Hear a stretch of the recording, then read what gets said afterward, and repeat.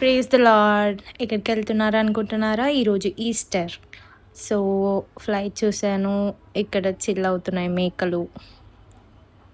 మా పిల్లలందరూ ఆటోలో నుండి దిగి హాయ్ చెప్తున్నారు.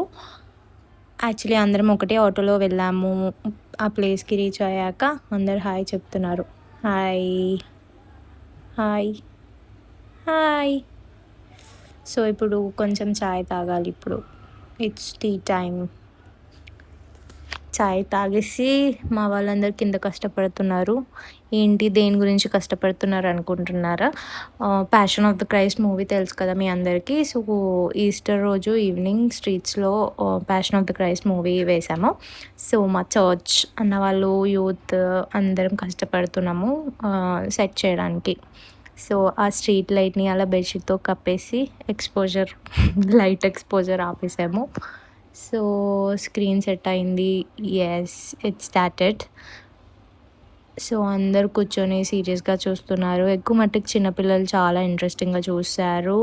You can see them and many other people were coming. అందరూ వస్తుండే చూడడానికి. సండే ఈవినింగ్ కదా, చూశారు చాలామంది హృదయాలు కదిలింపబడ్డాయి. చాలామంది ఏడ్చారు, కన్నీరు విడిచారు. ఇప్పుడు స్నాక్స్ టైం, స్నాక్స్ ప్రిపేర్ చేద్దామని వచ్చేసాము పైకి. కావాల్సిన పదార్థాలు మిక్చర్, పెద్ద డేక్షా, glasses and Tang. So sugar, Tang, water వేసేసి మిక్స్ చేసేస్తే ఐస్ వేసాము.